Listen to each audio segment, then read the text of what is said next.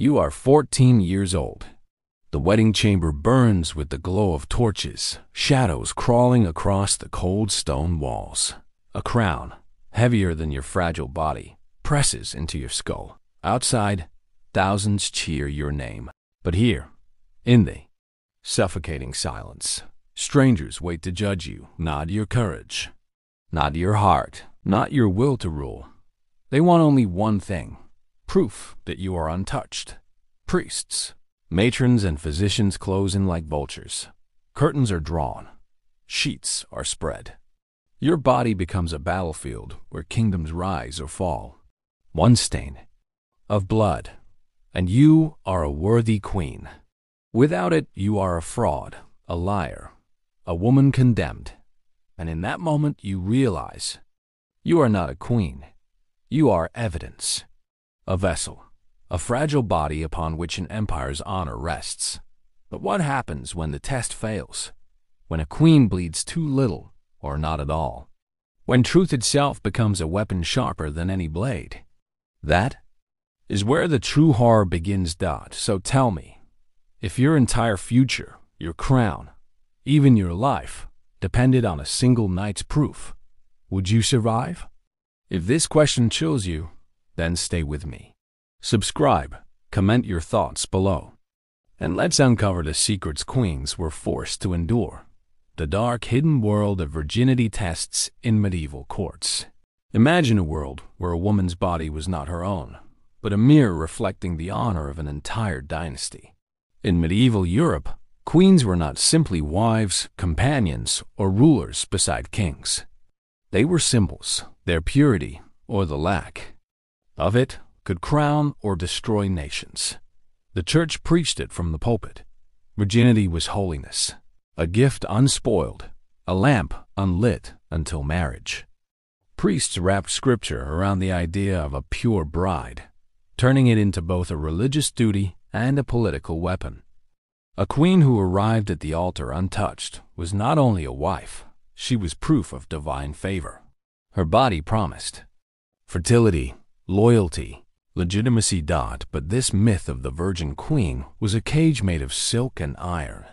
In the glittering courts of France, Spain, and England, rumors of a bride's past could unravel treaties. A whispered scandal could end wars or ignite them. If a young queen had ever known the touch of another, her marriage to a king could be annulled, her crown snatched away. So virginity became a currency, bartered, tested, guarded with more care than gold. A girl's body was a vault, and the keys were held not by her, but by fathers, priests, and kings. Even the most powerful monarchs, men like Henry VIII, knew that their claim to thrones, heirs, and dynasties rested on this fragile idea. One accusation, that a queen was not truly pure, could alter the fate of empires. And yet, behind this shimmering image of innocence lay a truth more disturbing. Purity was not about faith or love or dignity. It was about control, about ensuring that queens were never seen as women, only as symbols, vessels, instruments for dynasties far greater than themselves. Across Europe, royal marriages were rarely about love. They were about power, sealed with signatures, oaths, and the unspoken assumption that the bride's body was untouched. Every negotiation for a queen's hand was shadowed by this single question: was she pure? Ambassadors wrote about it in secret reports. Priests whispered it in cloisters. Kings demanded reassurance before they agreed to bind their dynasty to another. A girl of 12 or 14, raised in convents or castles, carried the crushing weight of this expectation. Her silence, her guarded upbringing, her every step, all became evidence in the trial of purity. For many, their lives were rehearsals for this one role. They were taught to be modest, obedient, untouched. Daughters of dukes and princesses of rival kingdoms were paraded like treasures, their reputations scrutinized before a marriage contract could be signed. To doubt a queen's virginity was to doubt the legitimacy of her children, and in turn, the stability of the crown itself. But here lay the cruelty. Virginity could never be proven, only assumed or violently tested. The absence of proof was proof itself. If sheets did not stain red, whispers began. If a bride's body did not behave as men expected, suspicion turned to accusation. In this cruel theater, truth mattered less than perception, and Henry VIII understood this well. His desperation for a male heir turned his queens into pawns on a bloody chessboard. When Catherine of Aragon could no longer bear children, whispers of her past marriage to his brother were revived. Was she truly untouched when she married Henry? The myth of purity was reshaped to suit his needs, twisting scripture and politics into a weapon sharp enough to sever not just marriages, but lives. For queens, the myth of virginity was not just a political condition. It was a lifelong prison. A single accusation could strip them of dignity, crown, and even safety. They walked in gowns of gold, but beneath the jewels, their bodies were scrutinized more than their words, their intellect, or their courage. Imagine the terror. A young bride entering her husband's chamber on the wedding night, not with anticipation, but with dread. Outside, courtiers waited to examine the sheets, to seek a stain that would prove her worth. If she bled, her honor was secured for now. If she did not, the whispers began. She might be branded a liar, a temptress, even a witch. The church reinforced this prison with sermons that painted women as vessels of temptation, fragile and corruptible. Queens were held to an impossible standard, to be both innocent and fruitful, untouched yet fertile, silent yet politically useful. Failure in any of these roles could doom not only the woman, but entire dynasties. For Henry VIII, virginity and fertility became tools of power. He annulled, abandoned, or executed wives based on these expectations, reshaping the myth to fit his will. His queens were not judged as women with voices or souls, but as symbols of obedience and purity, or as scapegoats when dynastic hopes crumbled. Thus, the myth of the Virgin Queen endured, not because it was true, but because it was useful.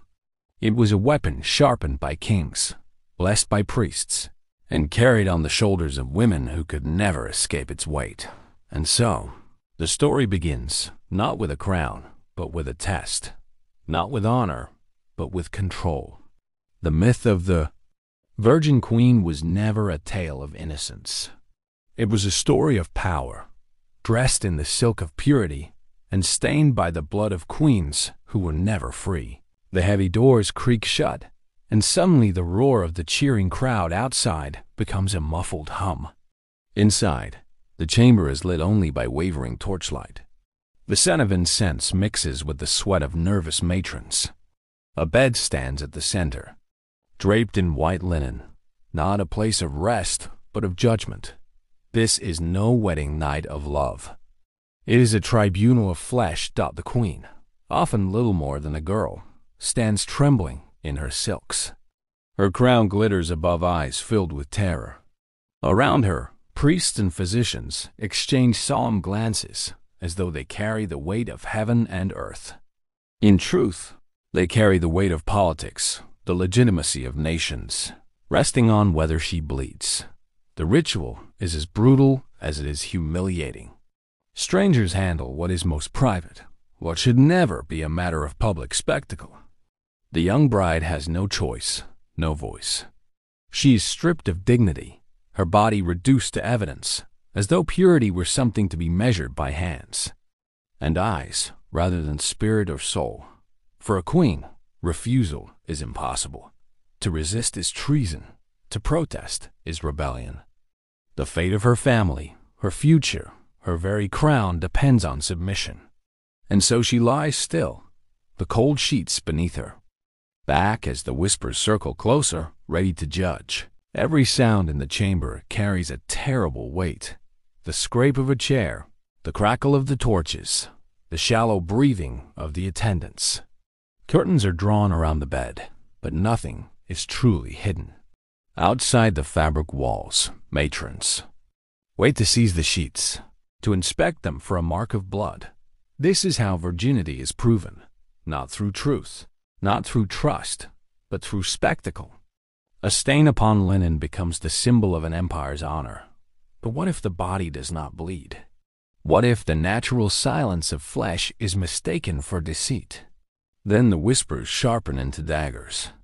The queen becomes an object of suspicion, her name whispered in corridors as unfit, impure, corrupted. For many, this single night becomes a lifelong shadow. The physicians pretend it's science, but their methods are crude. They search, they prod, they judge, cloaking humiliation in the language of medicine. In some courts, midwives inspected the body before the marriage bed was even touched. Their verdict as final as any royal decree. Imagine the fear of a girl, scarcely more than 14, forced to endure this under the eyes of strangers. Her heart pounds, her breath falters, her dignity slips away. In that moment, she ceases to be a bride or queen. She becomes an object, a body dissected by eyes, reduced to a single question. Is she pure enough to rule? When the ritual ends, the judgment begins. If the sheets bear their crimson mark, relief washes over the chamber. The matrons nod. The priests whisper prayers of thanksgiving. The queen is declared fit for now. She survives, not because of who she is, but because her body met their demand.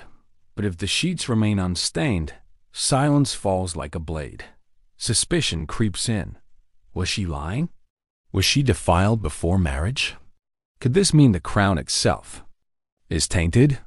Even a rumor, even a whisper, could unravel alliances, ignite wars, and doom a dynasty. For the queen, there is no escape. Her worth is locked behind doors she cannot open. In rituals she cannot refuse. She is a prisoner in silk, her fate decided not by wisdom, not by courage, but by the cruel judgment of blood on linen. And yet, beneath the surface of this ritual lies a darker truth. The test was never truly about purity. It was about control, about keeping women silent, obedient, and afraid, about reminding queens that even on the night they wore a crown, they were powerless before the system that owned them. Centuries later, we look back in horror at these chambers, but for the women who lived through them, it was no story. It was their life, their nightmare. So I ask you, if you were locked in that chamber, surrounded by priests, matrons, and physicians, your crown hanging on the judgment of a single night, would you trust your body to save you? Or would you already know you were condemned? Henry VIII was not merely a king. He was a man consumed by fear. Fear that his bloodline would wither, that his dynasty would crumble without a son to inherit his crown. In the glittering halls of Tudor England, his desperation for heirs became an obsession that shaped the fate of queens, courts, and kingdoms. From the moment he married Catherine of Aragon, the widow of his own brother, questions of purity haunted their union. Catherine swore she had never consummated her first marriage. Henry believed her, or perhaps he wanted to. The church blessed their vows, and for years, Catherine stood at his side as queen. But time is a cruel judge. As miscarriages piled, as infants died in their cradles, Henry's faith wavered. Whispers stirred. Had Catherine been pure when she married him? Was their marriage cursed by God because she had once belonged to another man? Suddenly, her virginity, declared, sworn, defended, became a weapon against her. For Henry, the myth of purity was not a relic of medieval custom. It was a living tool, sharpened to cut away queens when they no longer served his ambition.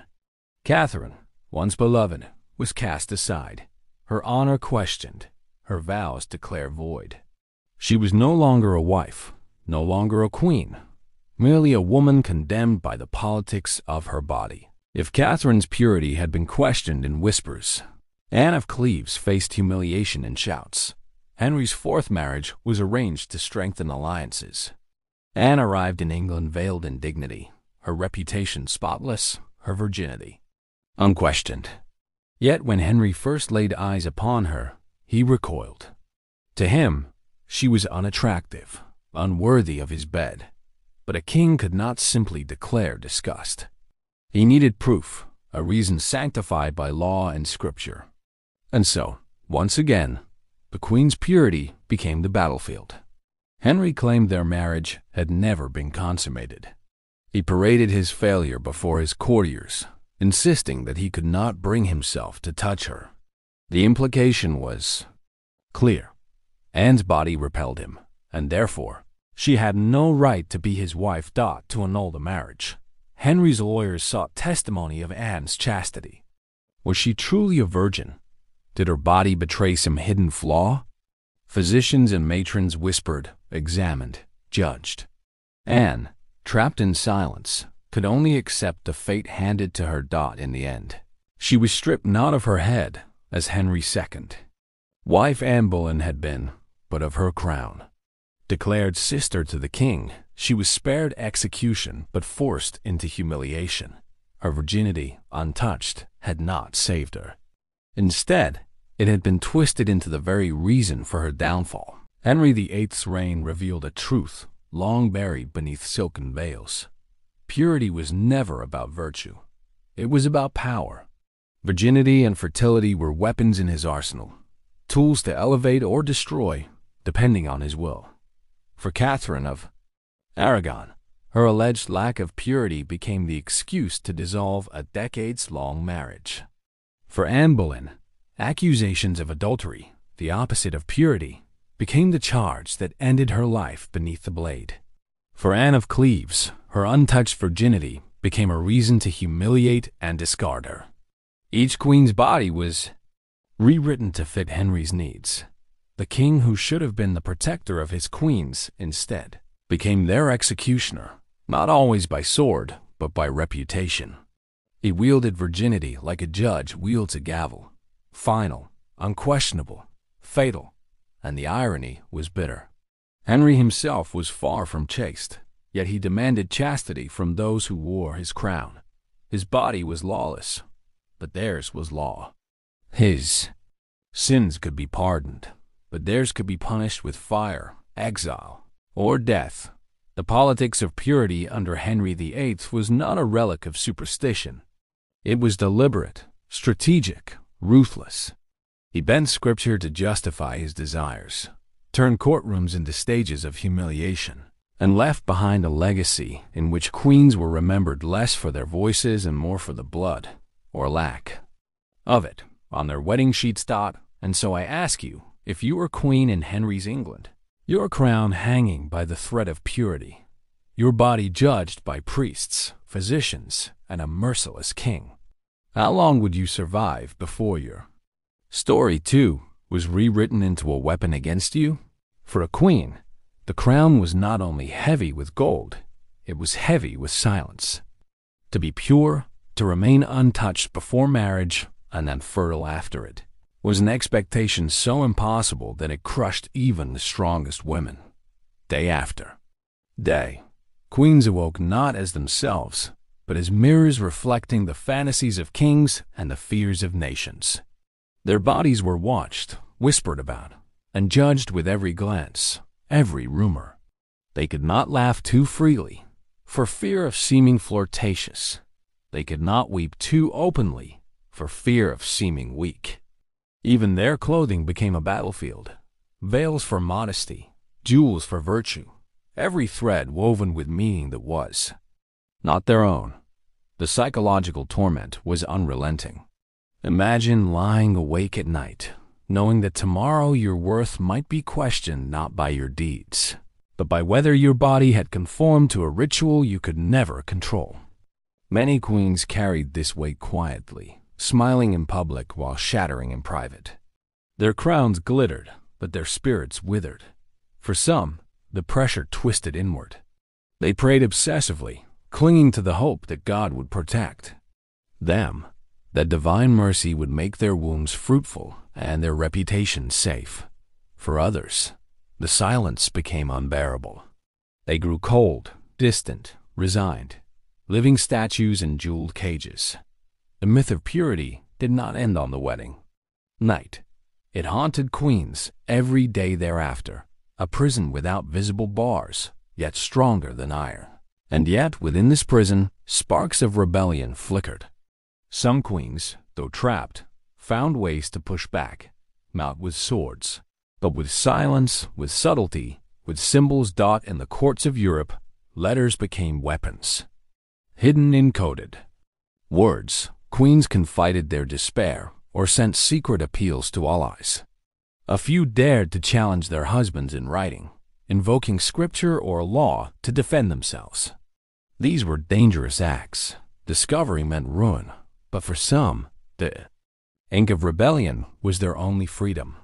Others turned to prayer, but not the submissive prayers expected of them. Instead, they wrote confessions of rage disguised as devotion. Prayers that asked God why women were forced to bleed for honor, why their worth was chained to something so fragile. These private writings, tucked into books or whispered to trusted confessors, were rebellions of the soul. Even in their daily lives, queens created symbolic resistance. They wore certain jewels not for beauty, but for defiance. A black pearl, a broken ring, a pattern of embroidery. Each could carry a hidden message of sorrow or anger. Servants, ladies-in-waiting, and allies sometimes understood these signals, creating a secret language of protest beneath the glitter of court life. Still, these acts were small, fragile flames against a storm. The system was vast, relentless, merciless. For every queen who resisted quietly, many more bowed, broken by the crushing weight of expectation. The stories of Henry VIII's queens show the extremes of this prison. Catherine of Aragon clung desperately to her dignity, refusing to yield her title even as Henry discarded her. Her resistance was silent but firm, a queen who would not confess impurity even when it meant exile. Anne Boleyn, by contrast, burned brightly, using wit and charm as her defiance, until accusations of betrayal shattered her, ending with the fall of the blade. Anne of Cleves survived by submission, quietly accepting humiliation to save her life. Each woman, in her own way, revealed how purity was never just an ideal. It was a trap. The psychological torment was perhaps the cruelest punishment of all. Queens lived knowing they could never win. Too modest, and they were dull. Too lively, and they were suspect. Too fruitful, and they were envied. Too barren, and they were cursed. Every path led back to judgment. Every choice back to control. In the end, many were left hollow, their crowns gleaming in portraits, but their souls eroded by fear, humiliation, and silence. They had been queens, yes, but also prisoners of a myth they could never escape. And so the question remains, in a world where queens could resist only with whispers, with symbols, with secret prayers, could these small rebellions ever change the system? Or were they doomed to vanish, like ink washed away from parchment, leaving only the prison intact? History is rarely written by the broken, the silenced, or the condemned. It is written by those in power, priests, chroniclers, courtiers, men whose pens dripped with the ink of politics. For queens, this meant their lives were not preserved as they truly were, but as tools of legitimacy. A queen was never remembered as a woman. She was remembered as a symbol. If her story suited the kingdom, she was painted as a saint, modest, virtuous, untouched. If her memory threatened the king, she was rewritten as a sinner, lustful, unfaithful, unworthy. Her humanity was erased, her voice drowned beneath the thunder of propaganda. Think of the irony. Women who endured humiliation, examinations, whispers, and exile left almost no words of their own. Their confessions, their tears, their prayers gone. What survives are documents crafted by men who had everything to gain by twisting their stories. And so, the legacy of purity was manufactured not in bedrooms or churches, but in books, scrolls, and court records. Henry VIII's England offers the clearest example of this distortion. His 6 queens did not just live under the shadow of the virginity myth. They became characters in a narrative, built to justify his rule. Catherine of Aragon was recast as the stubborn obstacle, a woman clinging to her purity in defiance of Henry's will. Chroniclers painted her as pious noble, but tragically obsolete, the saintly figure who had to be cast aside for England's future. Anne Boleyn was the opposite. She became the sinner. In Henry's world, she was accused of seduction, of witchcraft, of betrayal. Her real ambitions, her wit, her intelligence erased. What survived was the portrait of a temptress who threatened the very fabric of the monarchy. Jane Seymour was idealized into perfection, the pure, quiet angel who gave Henry his son and then died conveniently, her memory too holy to be questioned. Anne of Cleves was reduced to ridicule. The Flanders Mare, mocked for her appearance, dismissed in a marriage annulled before it had even begun. Purity, in her case, was rewritten as absence, her body judged and rejected as if she were not a queen but a defective object. Catherine Howard was branded the fallen woman, her youthful flirtations exaggerated into unforgivable sins. And finally, Catherine Parr, remembered not as a survivor of trauma, but as the loyal widow who outlived the tyrant. In each case, the woman herself disappeared. What remained was the version the king, the court, or the church needed the world to believe, saints or sinners, pure or corrupted, nothing in between. The most chilling truth is that these queens' real voices are almost gone. We have fragments, a letter from Catherine of Aragon pleading her case, Anne Boleyn's desperate words from the Tower, a prayer written by Catherine Parr. But these are drops of water in an ocean controlled by men who rewrote everything else. The chronicler's power was devastating. By labeling queens as pure or impure, it controlled not only their legacies, but also the legitimacy of heirs, the unity of nations, even the authority of the church itself. A queen's bleeding body on a wedding night could change dynasties. A chronicler's ink on a page could decide whether she was remembered as holy or damned. And so, the manufactured legacy endures. Even today, when we speak of Henry's queens, we echo the distortions of those who silenced them. We remember Anne as the seductress, Jane as the angel, Catherine Howard as the fallen child. But do we remember their fears, their resistance, their humanity? The prison of purity did not only hold them while they lived. It followed them into death, chaining their stories for centuries. So here is the question for you. When history itself is written to erase women's voices, how much of the past that we think we know is nothing but a carefully constructed lie? Dynasties rose and fell, empires shifted, kings died, but the weight of those rituals never vanished. The virginity test, the whispered accusations, the humiliations behind locked doors. These did not belong to one queen or one marriage. They became a system where a woman's worth was measured not by her wisdom, her courage, or her rule, but by the supposed purity of her body, where treaties between nations could be destroyed by a physician's nod, where alliances collapsed because of a whisper that a queen was not untouched. Every dynasty bore its scars.